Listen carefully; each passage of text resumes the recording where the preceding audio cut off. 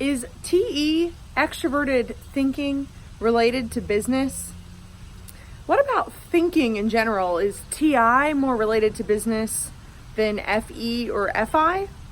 So I kind of went on this rant on Twitter, on my Facebook group the other day, because I was just thinking about it. But I thought I might as well make a video about this as well. Is TE, extroverted thinking, related to business? Are any functions even related or correlated at all with business? And my answer is no. All four of the judging functions, extroverted feeling, introverted thinking, and extroverted thinking, are all correlated to business. Business being like how you make a living, whether you're an entrepreneur, whether you work for a company. Like I'm using the very straightforward definition here, making a living. I'm not quite sure why people, in fact, I'm not going to say that. I was about to say I don't know why people correlate it with thinking, but I do know why. It's because in the business community, the culture of most businesses heavily prioritize thinking. But if you actually look at successful businesses, they can't be successful without the use of feeling, because both feeling and thinking are judging functions, ways of coming to a conclusion, making a decision, judging the external world or even your internal world. They're all ways to make a decision.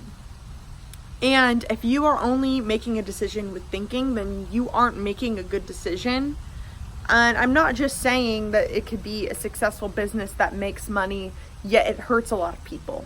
You can't make money without feeling. It's impossible. Because what is marketing? How do you even know who your customer is? How do you even know that what you're building for them is valuable? Extroverted feeling is objective values. It's what the group values. It is about the external world versus your personal subjective values. And if the people don't want it, if they don't need it, if they don't value it at the price that you're wanting to pay, they won't buy it, like, period. It's not really up for discussion. They won't buy it. So by that logic, FE is just as important for business as TE. And I guess I just want to challenge that. I don't really have much arguments to make here. I don't think that anybody, once they really think about this, could have any arguments against this. I just think that we don't think about these things. I think that we just sort of make assumptions and are like, oh yeah, sure, that makes sense. Oh yeah, like feeling is, like relationships, nurturing, and like thinking is like business. That's just, I understand why people can make that sort of logical jump. But the thing is, with the business, a successful business has an HR, sales, marketing, product, the vision. There's all these things with a successful business. And if you are an entrepreneur, you have to be all of those things as well, or hire out all of those things in order to be successful. Like, people can scrape by, but I'm not saying like you can make money for a while and neglect some of those things, but it's going to come back to bite you and you're going to feel it. Like when a bunch of thinkers are using too much thinking at a business and they see their numbers going down and they're just staring at the data, tallying up all these things like, why are our numbers going down? Why are our numbers going down? Oh, there's a bot. Like, oh, there's a bot liking our thing. Like, oh, maybe we're going to experiment here, experiment there. If you don't be like, whoa, do the people even want what you're selling? Have you done any market research? Are you aligned with your values? Because people can tell if you are going against your values. That would be more of an FI thing. Like if you say, oh, I am a part of this community. I am have integrity and then your business practices show otherwise, that can really hurt people in like an FI way where they're like, man, I don't trust you. And if you don't have the people's trust and if you aren't making something that they want, you won't be successful. And that's business. So yeah, guess I just wanted to make that little video for you. I think that all of us, without being super intentional, are going to overinflate the judging function that we prefer and that we use. And I think it's good to challenge these things, to really think about that and really understand that every decision that you make, like, is going to require like some thinking and feeling. And let me just say the opposite goes for relationships. A lot of people think that it requires just a feeling, and that's not true either. It also requires the thinking of, is this worth my time? Do we click? Are we compatible? Are we going in the same direction? Like, how is this working? Like, relationships require that healthy dose of thinking as well, because if you're all just chemistry, drama, emotion, you might not ever solve any of the problems in your relationship. And so that's why thinking can be important in relationships as well, to actually be used to make sure that you're meeting your partner where they're at.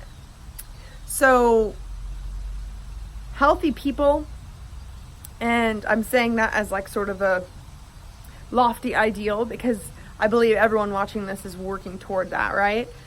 Healthy people will take a moment to pause and think about, am I using both of these? Because when you're just on your autopilot, you're gonna use whatever just makes the most sense to you.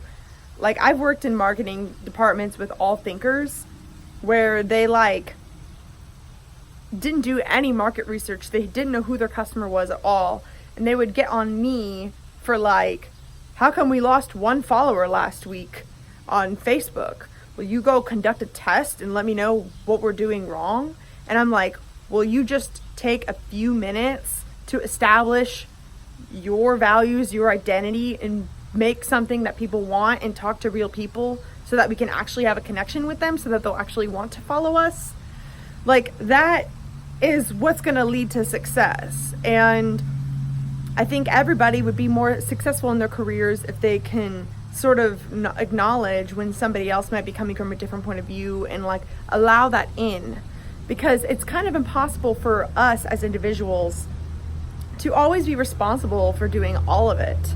Like, it's so much more natural for me to just use my feeling functions in the workplace. You know, I think a lot of people think that we have to turn off the feeling functions in the workplace, but we can use that as a valuable skill that companies actually need. But as easy as it is for me to just want to lean on my strengths, taking a moment to pause, how could thinking be used here as well? While also, if I notice that there's a thinker on the team or there's somebody different than me, asking them, hey, can you help me with this? Because I don't really understand this. For example, I have an INTP coworker, and her and I agree a lot on marketing. And she was like, oh, you should just write up a proposal with what you think and like what you're testing for. And I was just like, whoa, can you please help me like with this test thing? Because I don't really know like how I should best format these numbers or whatever. I don't know. Like, leaning on other people's strengths is what I'm trying to say. And hopefully you all have noticed, you know, I really have tried to use more of my logic in these videos. If you look at my very first video versus now, I'm trying to incorporate both. Like, I'm sharing this with you because I care about it and because I want to challenge what people value. I want to challenge how we're doing business, what we think business is, because as long as we think that business is something completely devoid of feeling, then businesses not only are going to fail, but they're going to harm real people. Real people aren't going to want to work there, and they're going to have all this like turnover, like HR drama, and it's just not good for people. It's not healthy for people to be in like these environments, And we're already seeing it happening. Like, we're seeing like, oh, millennials are killing Applebee's, millennials are killing napkins or whatever. I was like, why don't you make your business valuable to the people that you want to buy from you? Like, people are just going off these numbers and they aren't talking to real people and they're failing. And I think that, one, I want to challenge the way we look at business, and also challenge the way that we look at ourselves and what we're capable of, and sort of humble all of us to take a step back when we're making decisions. So yeah, I'm making this video because those are things I value, and I'm supplementing this video with some TI sort of logic behind it to make a convincing case for you, because it's what I value. Sorry for narrating that. I just wanted you to sort of see that, you know, really my feeling is full force here, but I'm backing it up with thinking, because I'm trying to be balanced. Thank you for watching this video. I recently launched typing services with different price points below if you are interested in that. I also have one-on-one mentorship. I'm taking a limited amount of clients, so you can apply for that. And yeah, all my links are below, as they always are. I have a free Facebook group. I have a Discord server. Thank you so much for watching. Have a wonderful rest of your day.